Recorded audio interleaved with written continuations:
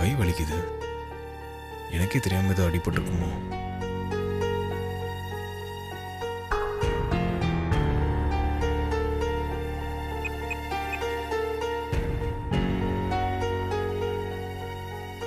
பார்வதி, சொல்லுங்க மாமா. எனக்கு புதினா டீ குடிக்கணும் போல இருக்கு. இத கொண்டு வரேன் மாமா.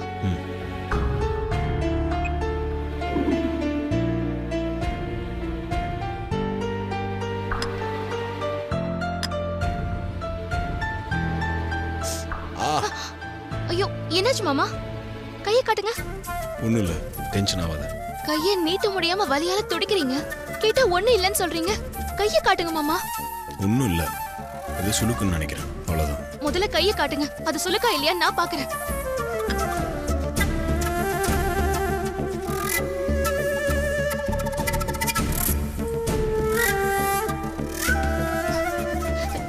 கையில ஏதோ அடிபட்டு வீங்கி இருக்கு. நீங்க ஒண்ணும் இல்ல சுளுக்குன்னு சொல்லி சமாளிக்கிறீங்க. என்னாச்சு மாமா? எப்படி அடிபட்டுச்சு? நான் தான் உன்னை டென்ஷன் ஆகாதுன்னு சொல்றேன்ல. என் மேல சத்தியம். என்ன நடந்துச்சுன்னு மறைக்காம உண்மையை சொல்லணும். சொல்றேன்.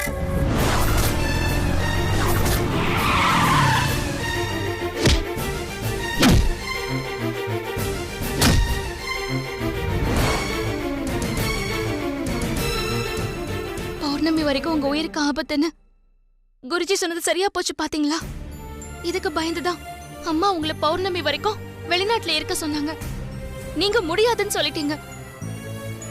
நான் சொல்றத கேளுங்க மாமா. பௌர்ணமி முடியற வரைக்கும் நீங்க இங்க இருக்க வேண்டாம். லண்டனுக்கே போயிடுங்க. அவங்க என்ன குறி வைக்கல, அம்மாவை தான் டார்கெட் பண்ணாங்க. என் மனசுல ஏதோ தப்பா பட்டுச்சு. பாதி வழியில் அம்மா காரை மறிச்சு என் காரில் அம்மா மாற்றி அமிச்சிட்டேன். நான் அம்மா காரில் போனதால அம்மா பெரிய ஆபத்துலன்னு தப்பிச்சாங்க. நான் அப்படி பண்ணாமல் இருந்திருந்தா அம்மாவோட நிலைமை என்ன ஆயிருக்கும்னு யோசிச்சு பார்த்தியா? கார் ஆக்சிடென்ட்ல அம்மாவை கொல்ல பார்த்தாங்க. அப்புறம் ஹாஸ்பிட்டலில் வச்சு நந்தினி அம்மாவை கொல்ல பார்த்தா. அப்போ நீ காப்பாத்தின. இப்போ காரை வழிமறிச்சு அடியாட்கள் மூலமாக கொல்ல பார்த்தாங்க. அம்மா உயிருக்கு இப்படி ஆபத்து இருக்கும்போது நான் உங்களை தனியாக விட்டு எப்படி லண்டன் போக முடியும்? எனக்கு ஒன்றும் ஆகாது, நீ பயப்படாத. எனக்கு ஒன்றுனா கூட நான் சமாளிச்சிருவேன். ஆனால் அம்மாவுக்கு ஒன்றுனா அவங்களால எப்படி சமாளிக்க முடியும்? அவங்க பக்கத்தில் நான் இருக்கணும்.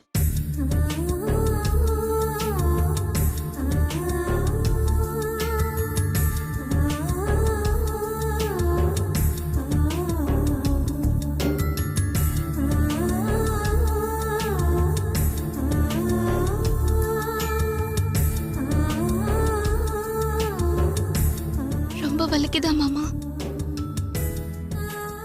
அடிப்பட்ட இடம் வலிக்க தான் செய்யும். அதை பார்த்து ஃபீல் பண்ணுறதை விட அதுக்கு மருந்து போடணும், இல்லை வெந்நீர் வச்சு ஒத்தடம் கொடுக்கணும்.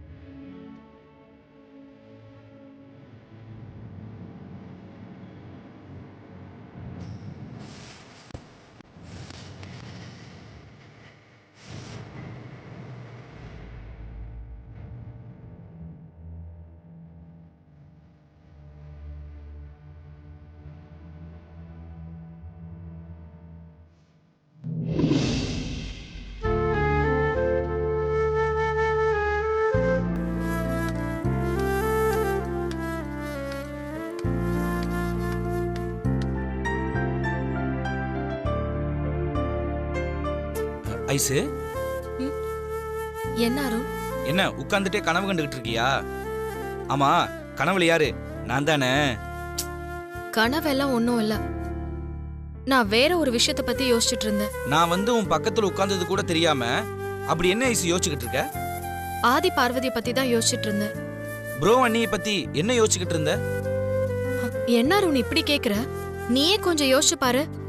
ஆதியும் பார்வதியும் நம்மள மாதிரி இளஞ்சோடி தானே, கல்யாணம் ஆனவங்க தானே. அவங்களால நம்மள மாதிரி இருக்க முடியுதா? அவங்களுக்கும் நம்மள மாதிரி மனசுல ஆசை எல்லாம் இருக்கும் தானே. ஆனா அவங்களால சாதாரணமா அன்பா 2 வார்த்தை கூட பேசிக்க முடியல. யாராவது பாத்துருவாங்களோன்னு பயந்து பயந்து தான் பேசிக்க வேண்டியதா இருக்கு. அதெல்லாம் நினைக்கும் போது என் மனசுக்கு ரொம்ப கஷ்டமா இருக்கு அருண். நம்ம இன்னைக்கு இப்படி சந்தோஷமா இருக்கோம்னா அதுக்கு ஆதியும் பார்வதியும் தான் காரணம். அதனால அவங்க 2 பேருக்கும் நாம ஏதாவது செய்யணும். அத பத்தி தான் யோசிச்சுட்டு இருந்தேன். நீ சொல்றதெல்லாம் கரெக்ட் தான் ஐசு. நம்ம தான் ப்ரோக்கும் அன்னைக்கும் சப்போர்ட்டா தானே இருக்கோம். எப்படியாவது அம்மாவை சம்மதிக்க வைக்கணும், அவங்களோட லவ்வை ஏத்துக்க வைக்கணும் அப்படிங்கிற முயற்சி எல்லாம் செஞ்சுக்கிட்டு தானே இருக்கோம். அதெல்லாம் செஞ்சுக்கிட்டு தான் இருக்கோம், இல்லன்னு சொல்லல. ஆனா அதெல்லாம் உடனடியா நடந்துராது அருண். அதுக்கு ரொம்ப நாள் காத்து இருக்கணும். ஆமா, அது எனக்கு புரியுது. வேற என்ன செய்யணும்னு நீ நினைக்கிற?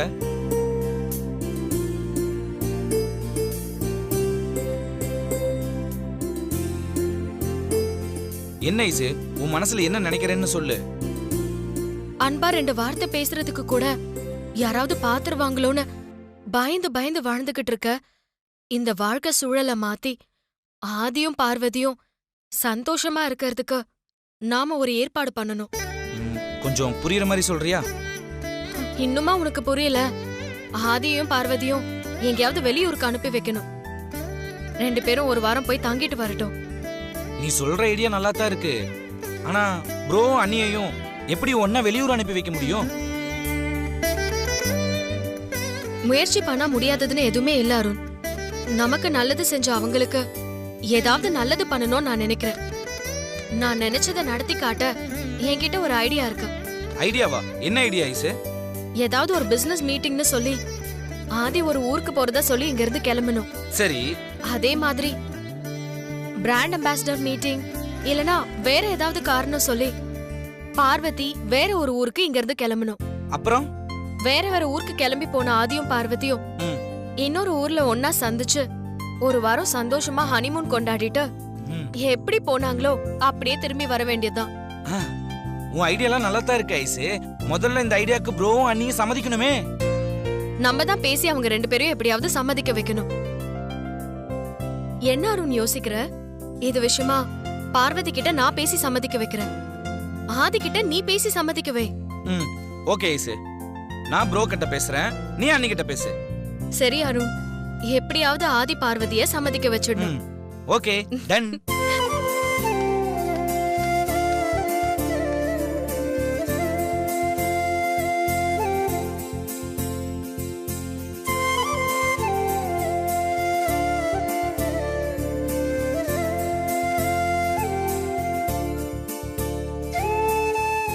என்ன ப்ரோ யோசிக்கிற? அம்மாக்கு மட்டும் இல்ல, வீட்ல யாருக்குமே எந்த சந்தேகம் வராத மாதிரி பக்காவா செட் பண்ணிடலாம் ப்ரோ. எங்க பிளானுக்கு மட்டும் கொஞ்சம் ஓகே சொல்லு ப்ரோ. உங்க 2 பேர்த்தையும் ஹனிமூன் அனுப்பி வைக்கிறது எங்களோட பொறுப்பு. நீயும் ஐஸ்வர்யாவும் என்னையும் பார்வதியும் பத்தி என்ன நினைச்சிட்டு இருக்கீங்க? என்னையும் பெரியயாவையும் பத்தி உங்க மனசுல என்ன நினைச்சுக்கிட்டு என்கிட்ட வந்து இப்படி கேக்குறீங்கன்னு புரியல ஐஸ்வர்யா அம்மா. பார்வதி, நான் எதுவும் தப்பா கேக்கலையே. தப்புதான்.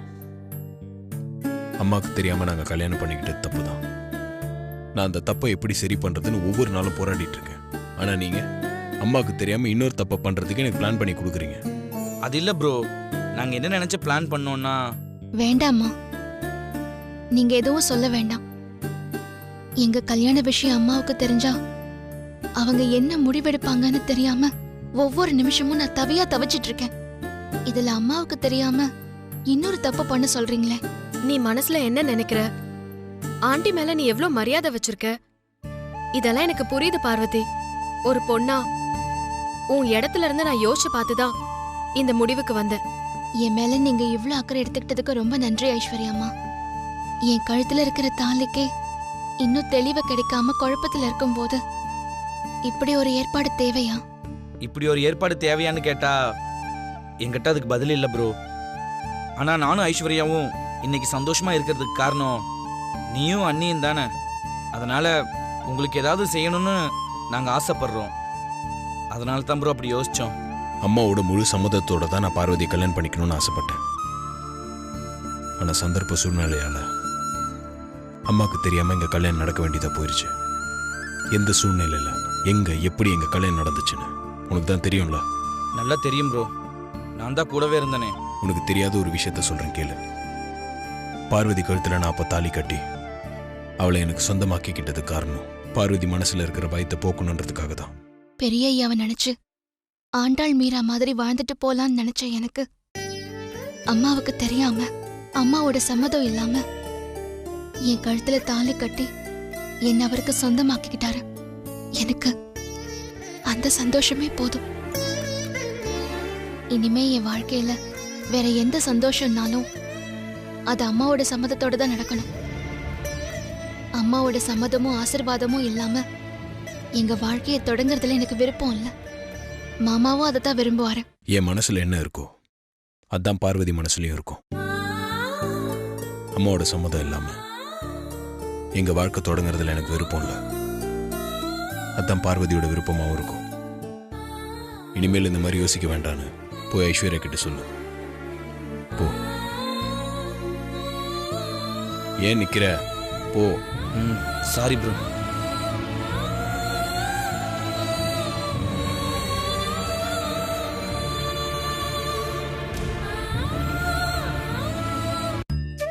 நான் பேசினது உங்க மனசை ஏதாவது காயப்படுத்தியிருந்தா என்ன மன்னிச்சிருங்கம்மா.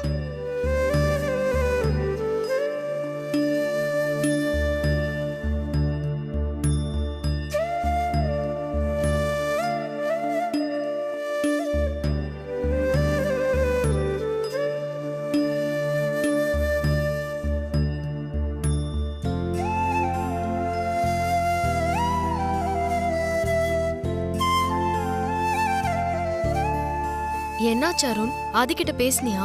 ஆதி என்ன சொன்னாரு? நான் நம்ம பிளானை பத்தி சொன்னதும் நீயும் ஐஸ்வர்யாவும் என்னையும் பார்வதி பத்தி என்ன நினைச்சுக்கிட்டு இருக்கீங்க அப்படின்னு ப்ரோ என்கிட்ட கோவப்பட ஆரம்பிச்சிட்டாரு. ஆமா, நீ அண்ணி கிட்ட பேசுனியா? அண்ணி என்ன சொன்னாங்க? ஆதி உன்கிட்ட கோவமா சொன்ன இதே வார்த்தையை தான் பார்வதி என்கிட்ட கோவப்படாம அமைதியா சொன்னா. என்ன சொல்ற ஐசு? நீ சொன்னதை கேக்கும்போது எனக்கே ஆச்சரியமா தான் இருக்கு. ஆதி பார்வதி ரெண்டு பேரும் எப்படி சொல்லி வச்ச மாதிரி ஒரே மாதிரி பேசுறாங்க? ஐசு, அவங்க உருவம் தான் ரெண்டு, ஆனா மனசு ஒண்ணுதானே. அதான் மனசுல இருந்து ஒரே மாதிரியான வார்த்தைகள் வெளியே வந்திருக்குன்னு நான் நினைக்கிறேன். கரெக்ட் அருண். ஆமா, அதுக்கப்புறம் நீ ஆதி கிட்ட எதுவும் பேசலையா? நான் பேசாம இருப்பேனா?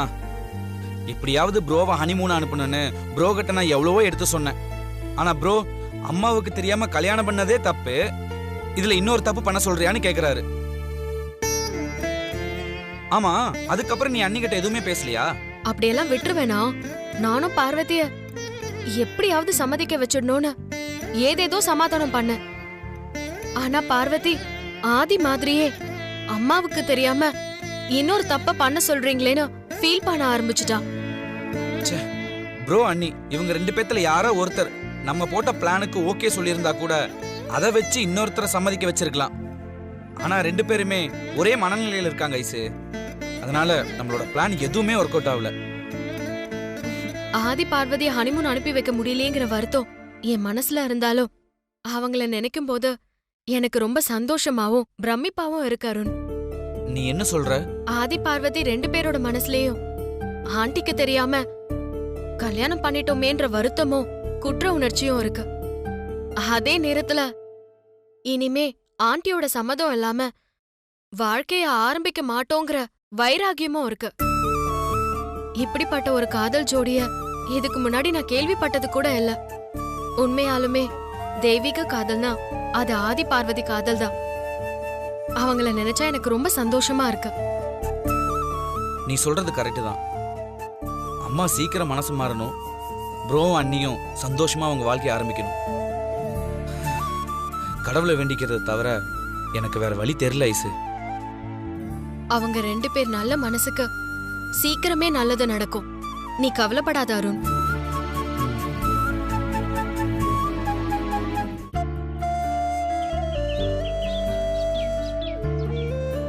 பார்வதி,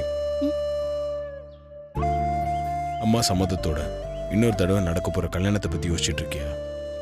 அதெல்லாம் ஒண்ணும் இல்ல மாமா. அதெல்லாம் ஒண்ணும் இல்லைன்னா வேற என்ன யோசிச்சுட்டு இருந்த? நாளைக்கு நடக்க போற உறவுக்காரங்க கல்யாணத்துல நம்ம விஷயத்த பேசி அம்மா கிட்ட பேசி சம்மதம் வாங்கலான்னு முடிவு எடுத்திருக்கீங்கல்ல, அத பத்தி தான் யோசிச்சுட்டு இருக்கேன். அப்பா நீனா எல்லாம் கலந்து பேசி தானே அம்மா கிட்ட பேசலாம்னு முடிவு எடுத்திருக்கோம். நீ வேற எதை பத்தி யோசிச்சுட்டு இருக்க? நான் ஒன்னு சொன்னா நீங்க கோவப்படக்கூடாது. என்னன்னு சொல்லு. நாளைக்கு நம்ம விஷயமா அம்மா கிட்ட எதுவும் பேச வேண்டாம்னு எனக்கு தோணுது மாமா. பாத்தீங்களா, இப்பதானே என் மேல கோவப்பட மாட்டேன்னு சொன்னீங்க. நீ இப்படி பேசினா எனக்கு கோவம் வராதா?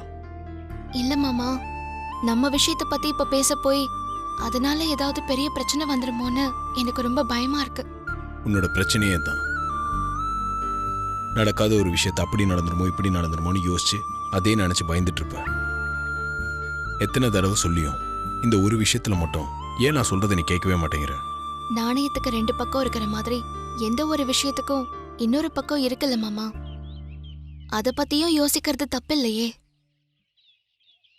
நம்ம என்ன நினைக்கிறோமோ அது கண்டிப்பா நடக்கும். அதனாலதான் பெரியவங்க நல்லதையே நினைக்க சொல்லுவாங்க. அதே பெரியவங்க தான் பொறுத்தார் பூமி ஆழ்வார்னு சொல்லிருக்காங்க.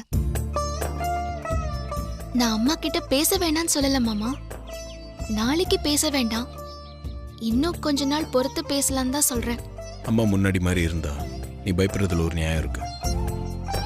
ஆனா ஆக்சிடென்ட் ஆனதுக்கு அப்புறம் அம்மா ரொம்பவே மாறிட்டாங்க. உனக்கு அது நல்லாவே தெரியும். இப்போ போய் அம்மா கிட்ட பேசினா சம்மதம் வாங்கிடலான்னு எனக்கு நிறைய நம்பிக்கை இருக்கு. உனக்கே அந்த நம்பிக்கை இல்லாம போச்சு. என்னமோ தெரியல, என் மனசுக்குள்ள ஏதோ ஒரு பயம் இருந்து என்னை எச்சரிக்கை பண்ணிக்கிட்டே இருக்கு மாமா. அதான் சொன்னேன். நாளைக்கு என் நம்பிக்கை ஜெயிக்குதா இல்ல உன் பயம் ஜெயிக்குதான்னு பார்க்கலாம்.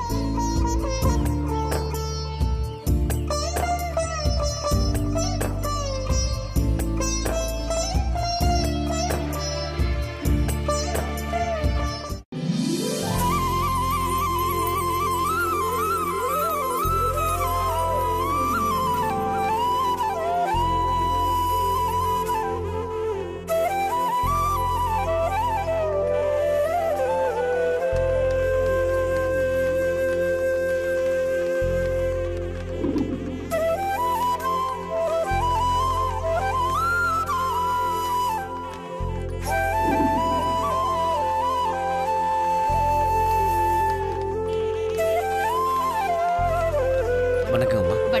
வாங்கம்மா. வணக்கம். உட்காரு. வாங்க.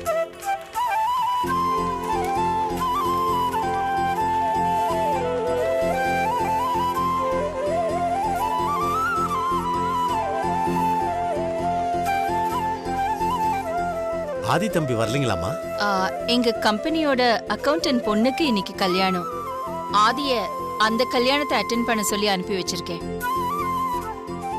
நீங்க அங்க ஆக வேண்டிய வேலைகளை போய் பாருங்க. சரிங்கம்மா, நீங்க வந்ததுல எனக்கு ரொம்ப சந்தோஷம். ரொம்ப தேங்க்ஸ். வேலையை பாருங்க. சரிங்க.